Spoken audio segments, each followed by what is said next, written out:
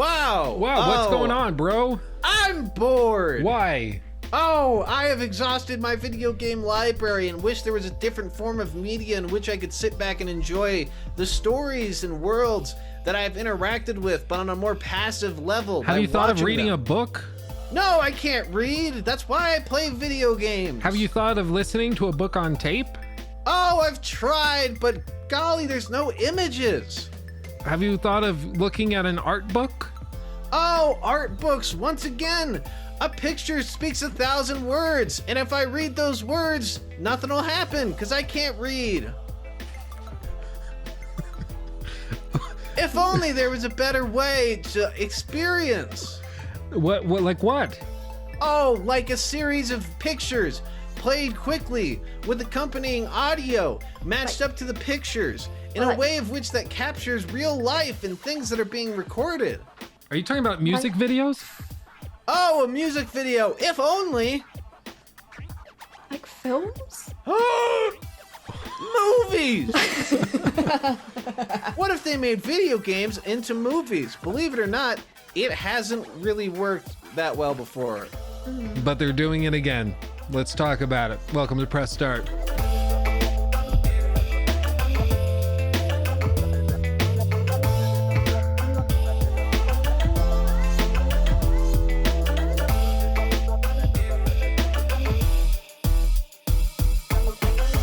Okay, what is this movie adaptation, Jacob? What's going on?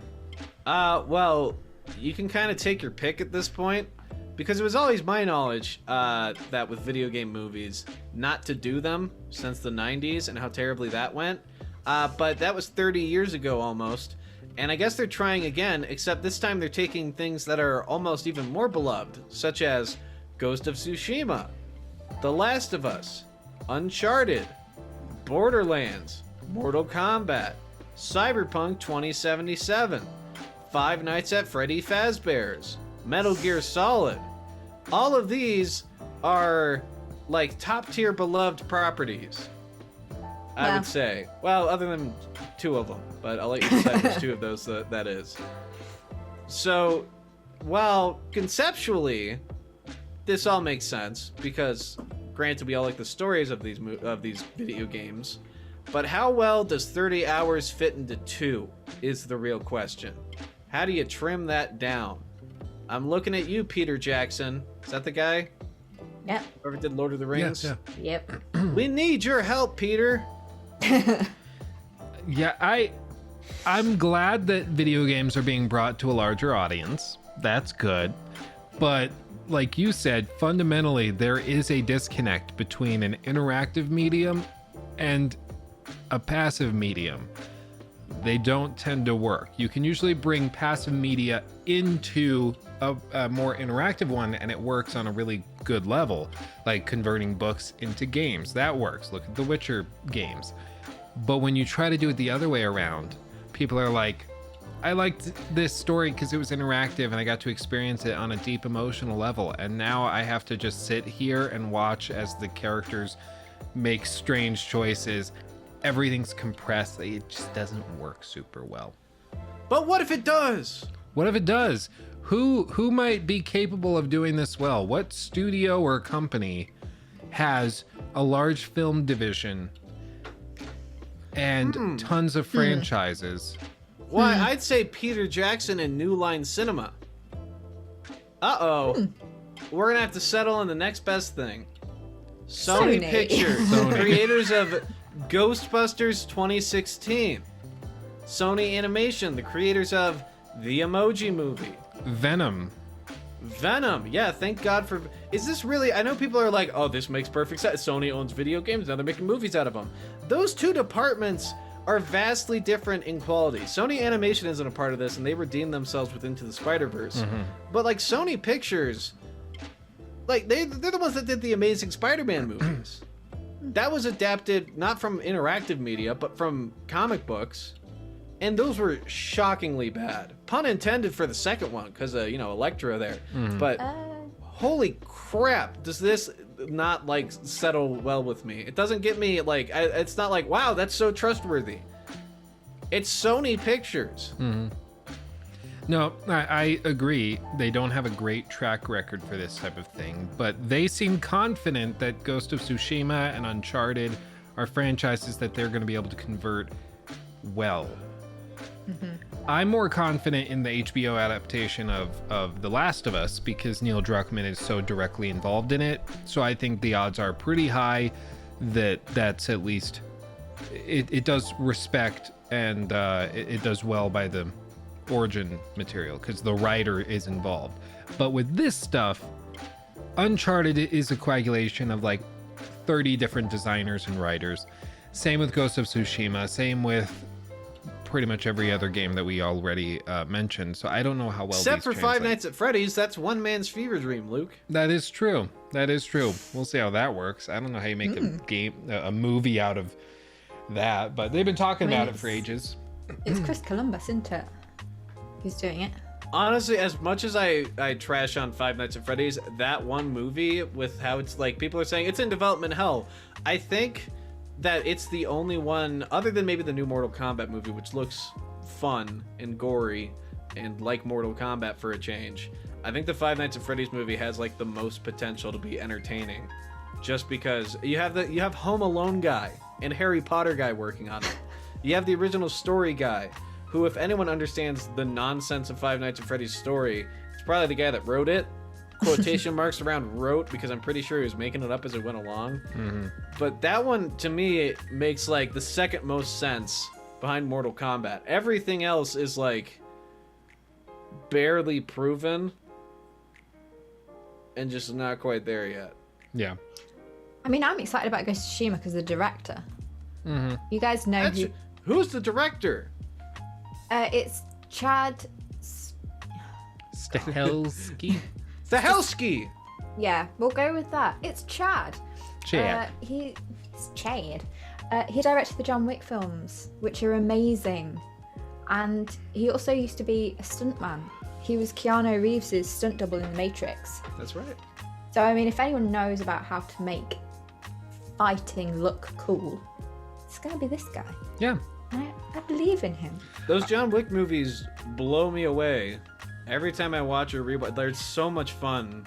Like, they're not like the deepest things on the planet, but that's not what they're supposed to be. Which is why Ghost of Tsushima, that's a fun concept for it, and I'm sure it'll be beautifully shot, have some amazing fights in it, and maybe they will. Hopefully they'll just keep it simple like that, and not try to go too crazy with the story. Make it really a simple story, and just let the cinematography speak for itself. I'd be down for that. Yeah, I think there's a way to do that well. The Revenant, pretty simple story, gorgeous, and that won a bunch of Oscars, so it can be done. You just need to have a couple bear attacks, you know. That's right. Bear with us while we get through this one. Yeah, exactly. Hey. Do you guys think that this stuff is good? Do you think these types of adaptations are a good thing writ large for gaming specifically? I'll let Cammy answer that first. Okay. Mine's more of a rant than an answer. Okay, I mean, on balance, no. I've made bullet points. I'm a prepared human being. Like, it's good on the one hand, because cinema can get stale. Anything to inject more life into cinema, yeah, great, amazing.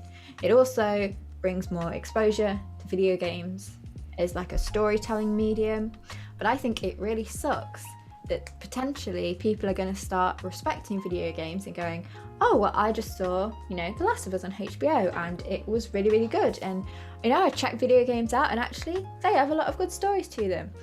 Like, it sucks that it's going to take a more traditionally superior medium to make people pay attention to video games, rather than video games themselves being like the thing to bring them to light.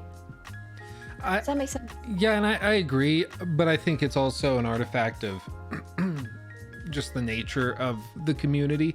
There's a lot of phenomenal people in the gaming industry, lots of fantastic fans of video games out there, smart, intelligent people who will think you under the table. But there's also a large number of people in the gaming industry who are very vocal, who are a little less so. I mean, these are the types that, get involved in trying to cancel people because they don't like the game, or there was a delay to this game, so we're going to send death threats. This person is a woman and is involved in the design of a game that scored an 8 out of 10 instead of 10 out of 10, so we're going to try to get her fired. Like, there are some toxic people in the community. I think they are a very vocal minority, but they do, give us a bad name, and they have hurt the industry time and time and time again. Especially you look at the reactions and stuff for something surrounding a game even like The Last of Us Part 2, a game that could do a lot to bring the mainstream into the video game space in terms of narratives, but the reaction to it was so disproportionate, I would argue. Like, it's a video game telling a story that you didn't like. Do people deserve to have their lives threatened and their families threatened? Like, no, of course not. So I think it's an artifact of a very vocal minority in the community, and my hope would be that with more attention coming from a larger medium and industry, that being the film industry, my hope would be that it gets taken a little more seriously and those people get drowned out. So, I have different feelings about this, because when it comes to video game movies, I feel like there's really only one right way to do it, because if you look at the history of it, let's look at one of the most infamous ones, the Super Mario Brothers movie that came out. That movie was, people are like, it's not loyal at all. It's one of the most least loyal to its source material movies ever created. And they tried something new, didn't quite work. But if you go into that movie wanting a Mario movie, you won't get much out of it. If you go into that movie wanting something really weird, it's awesome. It's genuinely bizarre and fun and just confusing. It's unique and different than anything you will probably see anywhere. And it just so happens to have these characters from the games. So I think the only way to make it work is to ideally you would stay loyal to the source material and you would tell that same story, but then your time constraint is smaller. You've got 2.5 hours, let's say 3 hours even, to tell a 30-hour story. So you start cutting stuff out and simplifying it, taking out the interactivity, bringing it down and down and down to the point where it's in that one tight story. But if a story is already written to be told over 30 hours, then it's kind of hard to get it down to that point. So you're going to have to leave some of the source material behind. And then people get upset that you didn't have all the source material in there and you weren't as loyal to it as you should have been. But how are you supposed to be fully loyal to the source material without making some deviations? So you change some little things, and then you make it work as a story, but it deviates too much from the source material, and people are like, this isn't The Last of Us. This is just a good zombie show. I don't like it. It makes more sense to make new stories in the same world than tell the same stories that have already been told in that setting. It would make more sense to do something new in that world than it is to do the same thing again because people already liked it. Yeah. Maybe that's just me not wanting, because I'm not a big fan of remakes or remasters or anything like that. I'm a retro gamer. I play all the original stuff. Thank you very much. No bitterness here for those old games or movies or whatever. But I would much rather prefer a Last of Us game set somewhere else, or a Last of Us show set somewhere else talking about other characters, or a Borderlands game set in a whole new cast of characters. Or movie. I keep wanting to say game, but it's movies. Mm-hmm. It doesn't make sense to take the same thing and do it again in a less attractive package because you wanted to get it out to more people.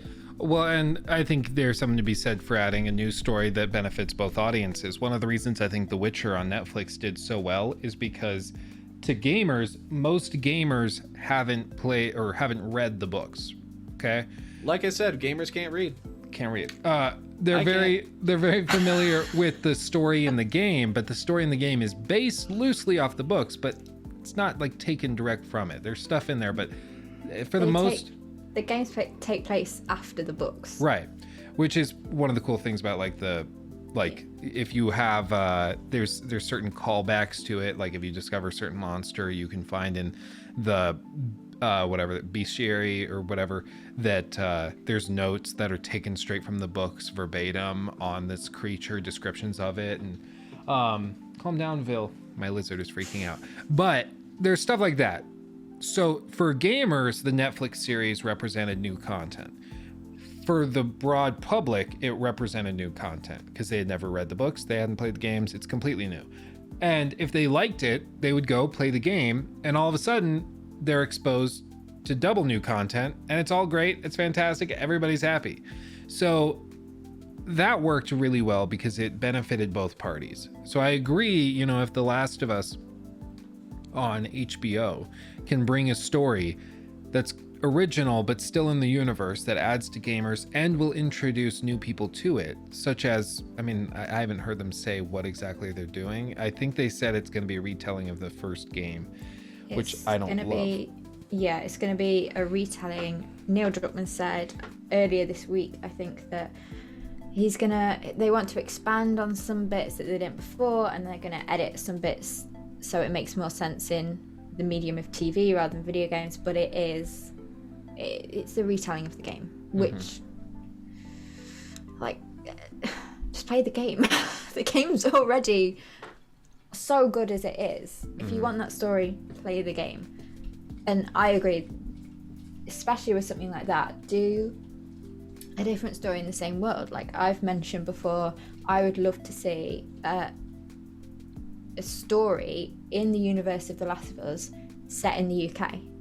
Not only because I'm from the UK and, you know, you always like games that are from your hometown or whatever represent you, but also because obviously over here we don't have guns. So the idea of ammunition is gone. How do you defend yourself from infected if there's not a load of guns around? Well, you'd have to be more creative. You've used knives, I guess, or be more stealthy, and that might not necessarily work as a video game because you're all of a sudden removing the combat element. But as a TV show, that could work, and you could have characters in the UK in that The Last of Us world. You don't have the gun combat anymore, but you can have different things that work better on TV. Yeah. Why not do that? I agree. I think that would be a cool twist on it because it would change gameplay. It would change all this. Yeah, exactly. Yeah. I'm available. HBO, we got us a writer here. Yeah. Hi. If you guys would like to contract your work, call me. I'll be your agent. Yeah, I'll be the intermediary. Yeah.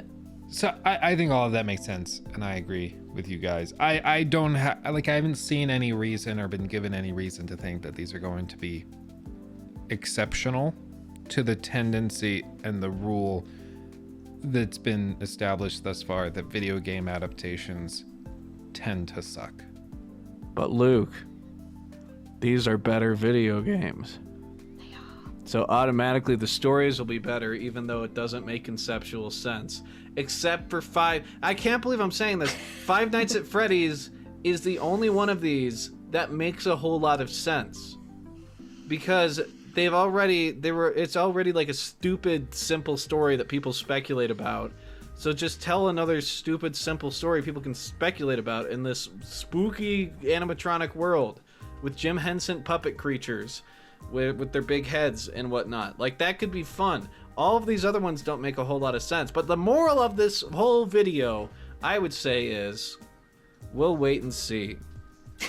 Because God only knows what, like, Ghost of Tsushima could come out. And once again, I want to point this out too. This video we're doing because the Ghost of Tsushima movie got announced. It was like, oh, or TV show or whatever got announced. We're like, oh my God, like, this is really like gaining traction everywhere. And we spent a good portion talking about The Last of Us, just showing that Ghost of Tsushima still getting overshadowed by The Last of Us. There's a lesson there as well. But you don't know until you know. And we can say it's a bad idea, we can say it's a good idea, we can say FNAF's going to be the best one, which is obviously the truth. But, like, it's just going to be a matter of time to see how it goes. Like, Neil Druckmann could decide halfway through that he wants to set this Last of Us game in the 1400s. Because we're going to try something new! And then he starts losing his mind, and The Last of Us Part 3 is a sci-fi shooter. So we'll wait and see. You never know. He could decide that Ellie is instead of Baby Yoda. And, it And then could Joel is a spider creature. And they have to work together. Yeah. I love it. Oh, on about- Baby Yoda was fine, but spider creature's Yeah, too far or to the I'm on reach. about because it's the Mando reference. Because Pedro Yeah. Pascal is playing Joel and Yeah, mine was a spider reference to spiders everywhere. Represent. Okay, I'm sorry. You should be. If I ever were a spider. Yeah, if you listen That's closely, that's what surely- he's actually saying. You just have to listen for it. What? If you play it backwards and change the frequency Yeah. a little Yeah, I bit. ever was a spider. Well, I don't want this to derail too much. All told, they're making the movies. They're going to try it. They've got tons of pots on the stove right now. So we'll see if any of them turn out decent. We'll see. I mean, either way, we're going to get probably 4 or 5 movies before they have the chance to cancel any if they suck. So we'll Mortal see. Kombat's coming first, Yeah. and that one looks fun. Well, we I'm have the excited Monster for Hunter that. movie. Did you guys watch that? I couldn't bring myself. I heard it was so terrible. I want to watch that. I haven't We seen could it. watch that. Comment down below if you want to have us do a watch party video of That Monster could be Hunter. fun. Yeah. And as always, if you guys want to hang out with us live, check us out on Saturdays over on Twitch. Luke Stevens on my Twitch channel. You can join us, and it's super fun. Have a great time. Good luck to all the movie makers out there, young and old, Yes. making game stuff, because it's not easy. And if you need an Not easy. editor, writer, entertainer, businessman, actor, beard, Yep. give us a call. Virgin. I'll gladly Virgin. If you need one, Virginity give rocks. us a call. 1-800 FUCK. Goodbye. Bye.